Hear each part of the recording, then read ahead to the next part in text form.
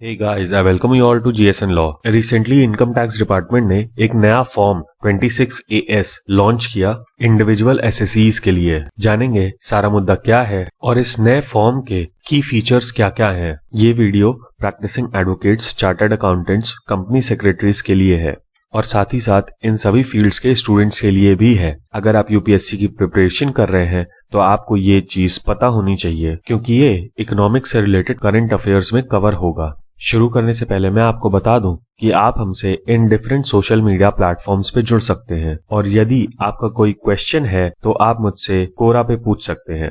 अब देखिए, हाल ही में इनकम टैक्स डिपार्टमेंट ने एक नया फॉर्म 26AS या फिर एनुअल इंफॉर्मेशन स्टेटमेंट इसको जारी किया है। इसमें किसी भी टैक्स पेयर के सारे हाई वैल्यू ट्रांजैक्शंस रिफ्लेक्ट किए जाएंगे। अभी तक क्या था कि ये सारी इंफॉर्मेशन टैक्स डिपार्टमेंट के द्वारा फाइनेंशियल इंस्टीट्यूशन से ली जाती थी और उस पे कार्य किया जाता था और उसमें जो भी ट्रांजैक्शंस रिफ्लेक्ट किए जाते थे उसमें एसएससी का बहुत ज्यादा इन्फ्लुएंस नहीं था। जबकि ये जो नया फॉर्म है इसमें जो भी इंफॉर्मेशन रिफ्लेक्ट होगी और यदि ऐसी इंफॉर्मेशन में कोई डिस्क्रिपेंसी है तो जो टैक्स पेयर है वो उस डिस्क्रिपेंसी को फ्लैग कर सकता है। इस फॉर्म को लाने का main objective flow of information को बढ़ाना है टैक्स पेयर और टैक्स अथॉरिटीज के बीच में। अब देखिए, ऐसा नहीं है कि रातों रात ये चीज आ गई है, बल्कि इस साल के बजट में फाइनेंस मिनिस्टर ने ये चीज अनाउंस की थी कि फॉर्म 26AS को रिवाइज किया जाएगा और उसमें और भी ज्यादा कॉम्प्रहेंसिव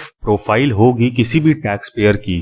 फाइनेंस बिल 2020 के क्लॉज 90 के तहत जो पुराना सिस्टम था फाइनेंशियल इंस्टीट्यूशन से इंफॉर्मेशन लेने वाला, वो सेक्शन 203AA के अंतर्गत किया जाता था, लेकिन अब इस सेक्शन को ओमिट कर दिया गया है और ये जो अमेंडमेंट है ये 1 जून 2020 से लागू हो जाएगा। ऐसा बजट के दौरान हमारे फाइनेंस मिनिस्टर ने बताया था। इसके बाद मई 2020 में इनकम टैक्स डिपार्टमेंट ने नए फॉर्म को नोटिफाई कर दिया और ये बताया कि ये जो फॉर्म 26AS है ये 1 जून से लागू हो जाएगा और इसमें वो सारे ट्रांजैक्शन के डिटेल्स आएंगे जो कि अभी तक बैंक्स और फाइनेंशियल इंस्टीट्यूशंस के द्वारा अपने स्टेटमेंट ऑफ फाइनेंशियल ट्रांजैक्शंस में रिवील किए जाते थे। सवाल बनता है कि आखिर फॉर्म 26AS है क्या?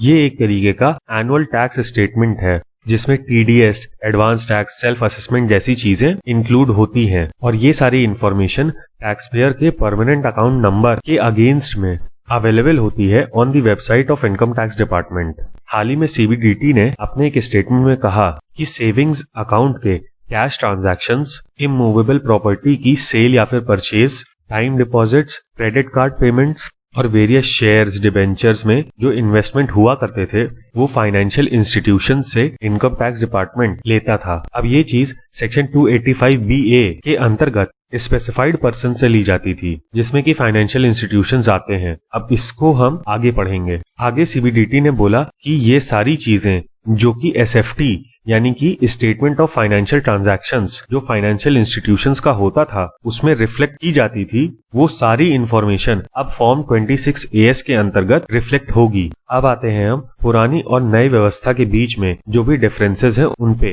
पहले जो फॉर्म हुआ करता था इसके लिए उसका नाम था एनुअल टैक्स स्टेटमेंट, जबकि अब इसका नाम होगा एनुअल इंफॉर्मेशन स्टेटमेंट। पहले ये चीज सेक्शन 203AA के अंतर्गत कवर होती थी, रेड विद रूल 31AB, लेकिन अब क्योंकि ये सेक्शन 203AA ओमिट कर दिया गया है तो अब ये सारी चीजें section 285BB read with rule 114I के तहत कवर होंगी। दोनों ही केसेस में ई फाइलिंग पोर्टल अवेलेबल था टैक्स पेयर के लिए। अब ये जो पुराना वाला फॉर्म था इसमें 31 जुलाई तक जो वेरियस फाइनेंशियल इंस्टीट्यूशंस थे उनको कंसोलिडेटेड फॉर्म में सारी इंफॉर्मेशन प्रोवाइड करनी होती थी, लेकिन अब जैसे ही इंफॉर्मेशन मिलेगी हाई वैल्यू ट्रांजैक्शन की उसके 3 महीने के अंदर अंदर उस फाइनेंशियल इंस्टीट्यूशन को इंफॉर्मेशन देनी होगी इनकम टैक्स डिपार्टमेंट को। लेकिन कुछ केसेस में ऐसी कोई भी लिमिट नहीं होगी। फॉर एग्जाम्पल, यदि ऐसी कोई इंफॉर्मेशन है जो किसी officer under any other law से मिलती है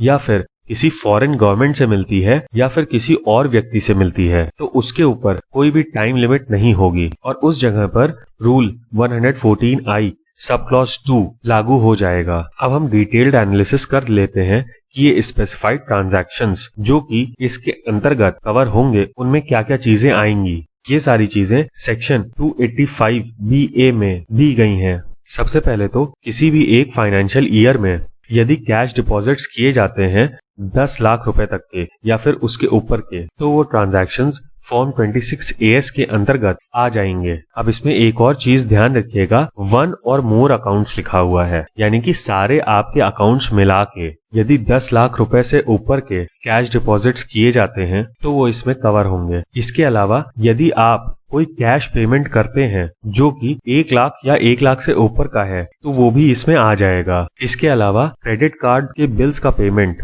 यदि 10 लाख या उससे ऊपर का टोटल हो रहा है एक सिंगल फाइनेंशियल ईयर में, तो वो सारे पेमेंट्स भी इसमें कवर हो जाएंगे। फिर आपने यदि इन्वेस्टमेंट कर रखी है डिबेंचर्स में, शेयर्स में, म्यूचुअल फंड्स में एक्सेट्रा, जो कि 10 लाख से ऊपर जा चुकी है किसी एक फाइनेंशियल ईयर में, तो वो भी इसी फॉर्म के अंतर्गत कवर होगी। और लास्टली 30 लाख रुपए से ऊपर की यदि आपने सेल या परचेज की है इमूवेबल प्रॉपर्टी, तो भी वो ट्रांजैक्शन इसी में कवर हो जाएगा। तो ये था हमारा एनालिसिस इस पूरे मुद्दे का। उम्मीद है कि आपको ये वीडियो पसंद आया होगा। इस वीडियो का PDF आपको हमारे टेलीग्राम चैनल पर मिल जाएगा। और हाँ, please don't forget to like, share and subscribe. Thank you. जय हिंद।